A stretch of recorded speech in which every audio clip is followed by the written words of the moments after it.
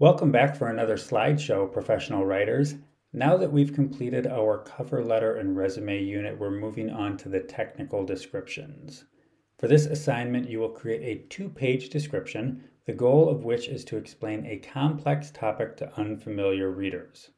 Your description should include text, graphics, and usable page design. And like with all our work this semester, you'll want to contextualize it according to a real-world rhetorical situation. The assignment sheet on our Blackboard site provides more detail, and you should read that now if you haven't yet. We have two parts to this week's slideshow. The first will be a brief lecture on the 3 types of technical definitions. The second will be a brainstorming activity, which will help you generate topic ideas and possibly even create a preliminary outline for your technical description. You'll want a pen and piece of paper for this slideshow. First, we should distinguish between technical definitions and descriptions. A definition will be concise, often as short as a single phrase or sentence. By contrast, a description might be somewhat long and detailed. For instance, your technical description assignment will be 2 pages. However, your description might include several definitions, so the 2 categories often work together. Our textbook covers both these topics in chapters 11 and 12. To begin, we'll look at the shortest type of technical definition, the parenthetical. Like parentheses, a parenthetical definition will be embedded within a larger thought, in this case as part of a full sentence. For that reason, we keep our parenthetical definitions short. They're often just a synonym or clarifying phrase. Another term for this is an appositive. For instance, Lathrop, comma, my old high school, comma, or my sister, comma, Tina, comma. In these examples, the appositive renames or restates a word for the sake of explaining. You provide this information so that your reader or listener has a better context for what Lathrop means or who Tina is. Here are 3 examples of partial sentences that incorporate a parenthetical definition. We don't even need the full sentences to imagine how these definitions operate within the larger structure. Something or other merges with an electron, a negatively charged particle. Someone will secure the shore with riprap, loose rocks meant to prevent erosion. Someone wrote stories for Archie and Friends, a media franchise that profiles a fictional group of American high schoolers. Parenthetical means that you can read right past the definition and the sentence would still make grammatical sense. That's why I say that this style is somewhat like an aside. And although I won't go into all the peculiarities of punctuation, these 3 examples illustrate a few different options, parentheses, commas, and dashes, to separate the term from the definition. In the parenthetical style, you interrupt the sentence only briefly, and then you continue on your way. We often see this style in textbooks. Writers might bold vocabulary words and then define them within commas or parentheses. In that way, terms operate like reference points. The approach helps us understand key concepts at a quick glance. Crafting these simple definitions is a useful skill for teachers, storytellers, journalists, scientists, engineers, any profession in which you're explaining things and exchanging ideas. Let's practice one. On that sheet of paper you already have, complete this sentence. Emojis, comma, blank, comma, are no longer a laughing matter for the legal profession. You should fill in that blank with a definition for emojis. Try keeping it to 10 words or less. You can pause the slideshow here while you complete this activity.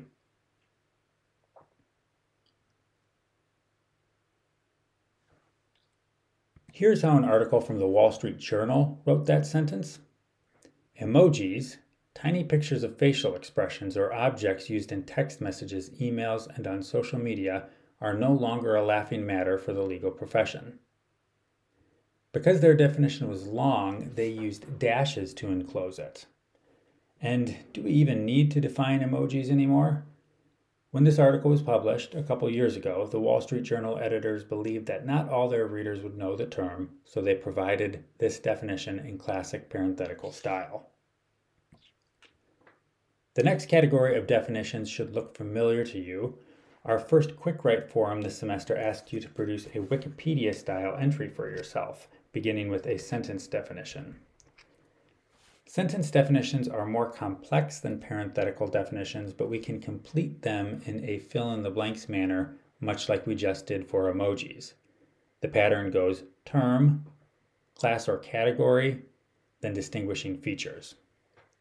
For example, an electron is a subatomic particle that produces a negative charge. This sentence has three parts: the term, category, and distinguishing features. When we view the sentence in this way, we see that it's really quite simple. It follows that formula of A, B, C, which we can apply to about any person, place, object, or concept. Here are two more examples. Riprap is a coastal management material composed of loose rocks or concrete rubble that deflect wave erosion. And Archie and Friends is a comic book franchise that profiles a group of middle American high schoolers in the fictional town of Riverdale. There are other coastal management systems and other comic book franchises, so the distinguishing feature portions of these sentences help us differentiate our terms from other similar ones. You'll note that there's nothing tricky about the verbs here. They're just a present tense form of the verb to be. An electron is. Riprap is. Archie and Friends is. In this sense, we're using the verb to be like an equal sign. Grammatically, we call it a linking verb. With parenthetical and sentence definitions, the big challenge is to use specific yet simple terminology. You don't want to explain one complicated term with another complicated term. And it helps also to have a clear understanding of your reader. As our textbook notes on page 193, the level of technicality you use must match the audience's background and experience. By identifying your audience, you can make some assumptions about your reader's familiarity with your subject matter. You can write directly to their needs and previous knowledge. With that same sheet of paper in front of you, list a few objects or concepts in which you consider yourself an expert. After that, produce sentence definitions for those terms that follow the pattern of term, class or category, and distinguishing features. I know a fair amount about South Dakota, my home state, so I might write, South Dakota is a Midwestern American state best known for its agricultural economy and for being the home of Mount Rushmore. That's not a comprehensive definition, but it's a starting point for explaining South Dakota to readers who might be unfamiliar with it. Take a minute or two here and produce your own sentence definitions.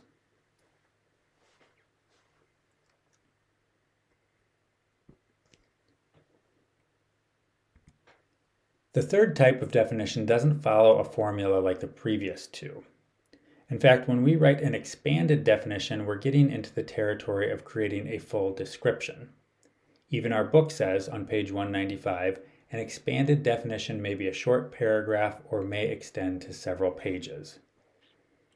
These bullet points suggest the different ways we might further our initial definitions.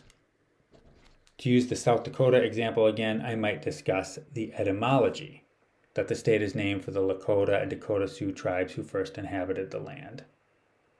The history, that the area was a territory before becoming an official state in 1889. Negation, that South Dakota is not the same as North Dakota, although people often confuse or conflate us and our populations and topographies are similar. The operating principle, which could refer to the state government or economy or legal jurisdiction. An analysis of parts, perhaps discussing the state capital, Pierre, and the other major cities, or else the regions of West River and East River as they're separated by the Missouri. Visuals, which might include Mount Rushmore, the Badlands or Black Hills, the Corn Palace in Mitchell, or the Dignity statue near Chamberlain, any image that seems iconic of the state. Comparison and contrast, required conditions and examples are less applicable to defining South Dakota, but we could still stretch those categories to fit our subject.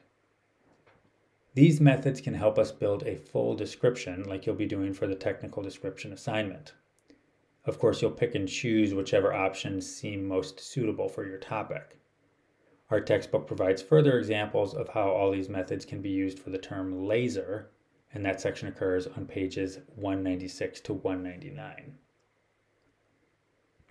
A technical description might appear in many different contexts. It doesn't need to be a printed document on an 8.5 by 11-inch piece of paper. Anytime you encounter an interpretive display, you're probably witnessing a type of description. That might be at a museum or a historical site, or here in this demonstration of what happens to foundational pilings in Arctic environments. This display is on the ground floor of Duckering Hall here on the UAF campus. I point it out because it presents a textbook sentence definition. Permafrost is soil that has been continually frozen for 2 or more consecutive years. That definition is so clear and concise, and it's helpful to know so that one can understand the difficulties of construction here in our region. The information placard is well designed, too, so that the definition stands out. Moving on now to the brainstorming portion of this slideshow, but first we'll look at a couple useful excerpts from old textbooks I've used. The first one explains what goes into a standalone technical description: a title, introduction, body paragraphs, graphics, and conclusion. That's pretty simple, actually. I point this out because that structure is similar to what we call a 5-paragraph essay. In college, we discourage the 5-paragraph form because it oversimplifies subjects. But then again, what's the purpose of a technical description, and what's the purpose of technical writing in general? To simplify subjects. So as you're grappling with the new genre distinction for this assignment, you shouldn't feel that you need to conjure up a magical new form of writing. The most substantial part of that structure is the body paragraphs, which, quote, partition the subject into its features, functions, or stages. The next excerpt shows the categories from which you might choose your technical description topic: objects, mechanisms, and processes. The examples in this excerpt range from the seemingly basic, a tomato plant, to the stunningly complex, a submarine, or the process of photosynthesis. But these categories are fungible, and it's most useful to acknowledge that nearly any topic is suitable for this assignment. Our textbook divides descriptions into 2 categories: product and process. And as we begin our brainstorming, we'll consider some categories from another old textbook of mine, which are object, place, and process. To begin, divide your paper into 3 equal columns. You'll then label each column with these headings: object, place, and process. Under each heading, generate at least 4 potential topics for your technical description assignment. Again, if you haven't read the assignment directions already, you should go to our Blackboard site and do that now. As you're thinking of topics, you might ask yourself, what do I already know more about than most people? You can pick something from your academic work, or your hobbies or extracurricular interests. Here I'll fill in some examples. Under object, I've put coral reefs. Maybe you're studying oceanography. Under place, I've put the Wood Center. Maybe you work at the information desk there. And under process, I've put the Northern Lights. Maybe you're an aurora photographer. Imagine if I was asking you to stand up in front of your classmates and give a 3-minute speech, no notes. What do you already know enough about that you could talk for that long? Your answer might be something that you would list in one of these columns. Now I'll fill in some other examples so you can see the broad range of possible topics. About anything goes, as the previous slide said, anything from a tomato plant to photosynthesis. There's more to come, so leave some space below each entry. At this point, you can pause the slideshow and complete your columns. Once you're done with that, we'll move on to the next slide, in which you'll consider a suitable audience for each topic.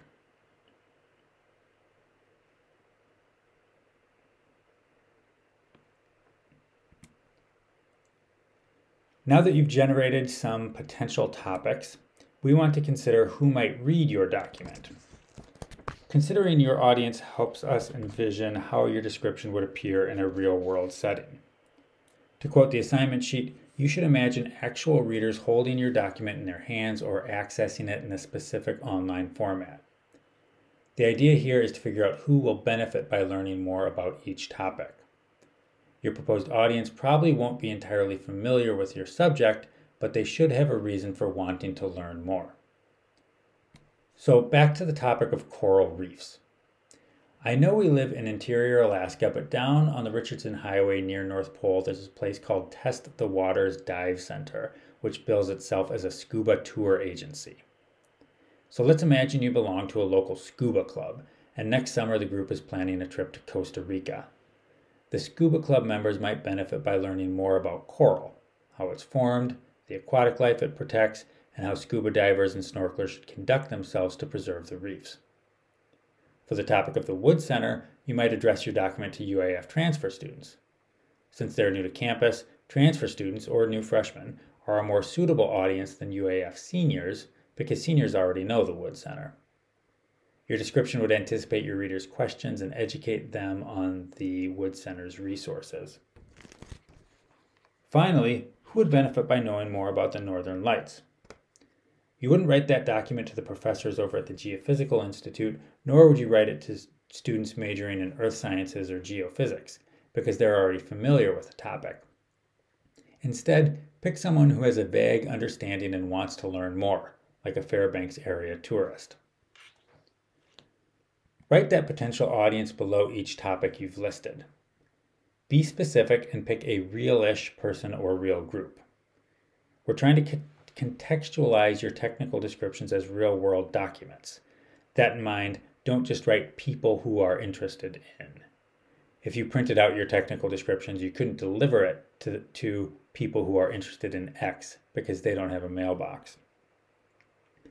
As you consider your audience, you might also consider context of use, which refers to how your readers would get your document in their hands or in front of their eyeballs.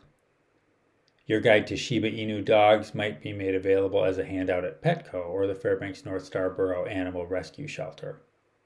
Your description on the NBA draft lottery might be posted as a PDF to a specific sports blog. Then you can make assumptions of how your readers got there and what they're hoping to learn. Now you can pause the slideshow and jot down some potential audiences. Our next steps will be to consider how we'll partition our subjects and how we'll break them down into their main features, functions, and stages.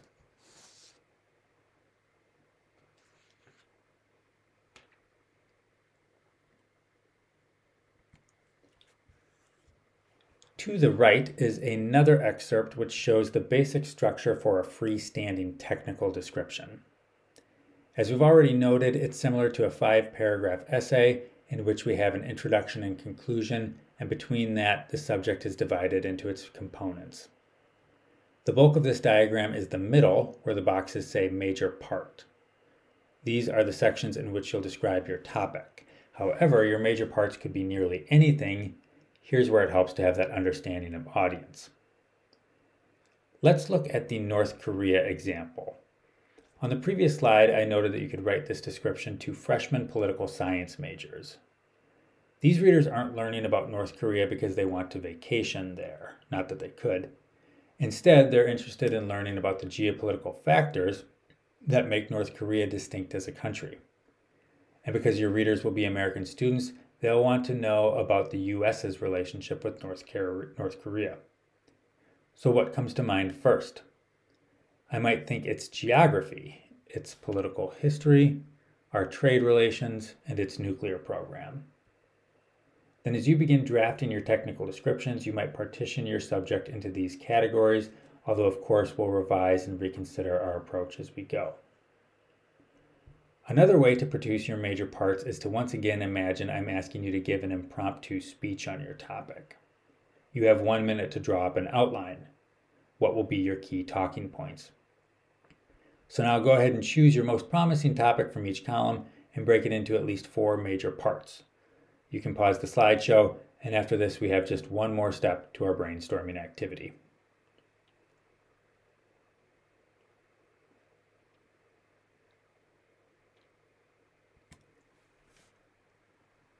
We're on a roll, so let's push our ideas one step further. On the previous slide, we were already creating the first level of a concept map.